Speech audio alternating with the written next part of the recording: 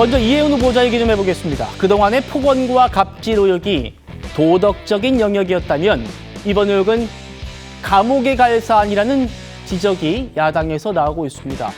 37억 원의 분양을 받아서 벌써 70~70억의 시세 차익을 볼 수 있다는 서울 강남의 로또 청약 아파트 당첨 과정에 불법이 있었다는 건데요. 조금 전 국토부도 사실 확인에 착수했습니다.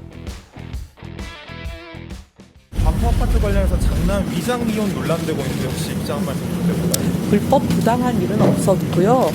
그리고 청문회에서 소상히 설명을 드리면 충분히 납득하시리라고 믿습니다. 증여세를 피하려고 가족들끼리 차용증 쓰셨다는 의혹에 대해서는 어떻게 생각하세요?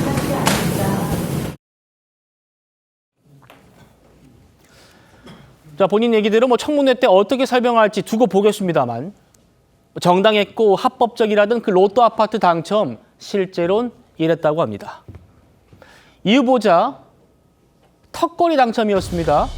가족의 수가 5명이다라는 점이 큰 가점이 돼서 25점을 받았대요. 그 덕에 총점 74점을 받고 턱걸이로 이 로또 아파트에 청약이 된 겁니다.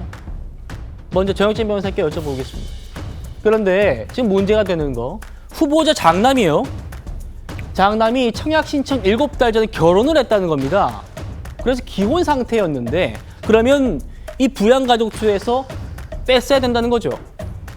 그러니까 일단은 이혜훈 후보자의 장남이 미국에서 박사학위를 받았어요. 그래가지고 2023년 정도에 귀국을 한 다음에 취직을 했습니다. 어디에 취직을 했냐면 대외경제정책연구원에 취직을 했거든요. 박사로, 연구위원으로.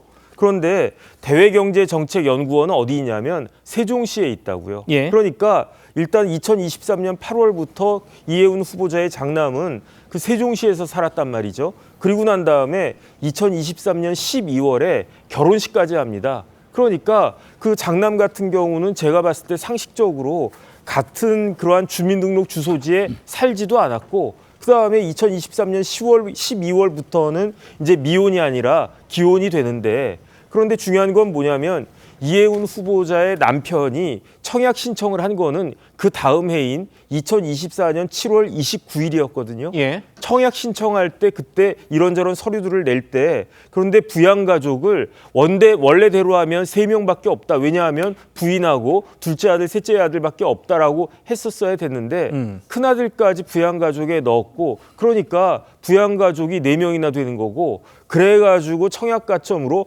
부양가족에서 25점 받아가지고 74점을 채웠다는 거거든요. 만약에 장남이 없었다라고 하면 그러면 74점에서 5점이 빠지면 69점이고 그렇죠. 이 아파트는 누가 봐도 로또 아파트였어요. 왜냐하면 한강변에 세워지는 반포의 최신형 아파트였는데 네. 그랬기 때문에 이제 일반 분양부는 8개밖에 없었는데 8가구밖에 없었는데 신청은 무려 몇 명이 했냐면요. 650명이 했어요. 그러니까 청약가점 높은 사람들이 얼마나 많았겠습니까? 그러니까 1등부터 해가지고 아마 80점이 만점이었을 것 같은데 착착착 빠져나가가지고 74점이 딱 커트라인이었는데 그게 이혜훈 후보자 배우자였다는 거죠. 예. 그런데 지금 드러난 것처럼 결혼한 그 아들에다가 세종시에서 근무하는 아들인데 그 아들이 빠졌다라고 하면 저거 못했을 거고 저 아파트가 54평짜리 아파트거든요. 근데 분양 당시에 분양가가 얼마였냐면은 36억 840만 원이었는데 지금 시세는요 80억인지 90억인지 모른다 그런 이야기가 나오니까 깔끔하게 한 1, 2년 만에 50억 벌었다는 이야기입니다. 그렇죠. 이런 분이 예산처 장관 하신다라고 하니까 기가 차지 않을 사람이 몇 명이나 있을까 싶습니다. 차 교수님, 다시 한번 정리해보죠. 그러니까 우리 정혁재 변호사님 말씀은 이 후보자 장남이 정상적으로 혼인신고해가지고 전입을 했다면, 빠져나갔다면 점수상으로 봤을 때 청약에서 탈락할 수밖에 없었고 그러면 차점자가 당첨됐을 거 아닙니까? 그러면 피해자가 발생을 했다라는 거거든요. 그렇죠.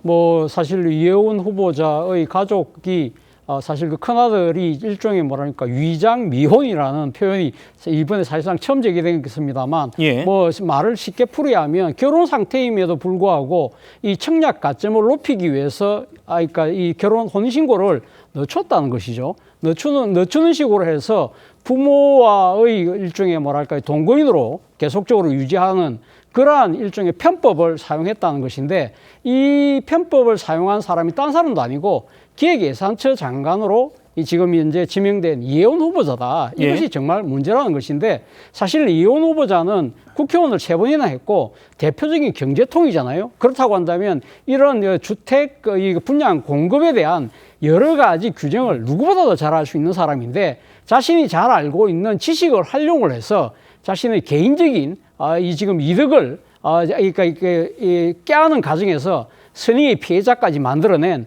그러한 케이스이기 때문에 예. 앞서 말씀하신 것처럼 법적인 문제뿐만 아니라 상당한 도덕적, 국민적 눈높이에서의 비판을 피해갈 수 없다. 사실 앞서도 제가 잠깐 이야기했습니다만 이혜원 후보자처럼 이렇게 많이 배우고 특히 상당한 재산을 갖고 있는 이런 사람들이 자신이 가지고 있는 그러한 법적 그러니까 지식과 그리고 또 이 경제적인 여러 가지 규약들을 잘 아는 그걸 악용해서 자신의 이 지금 그러니까 부만 쫓는 그런 행위들을 보고서 많은 사람들이 이렇게 이야기하지 않겠습니까?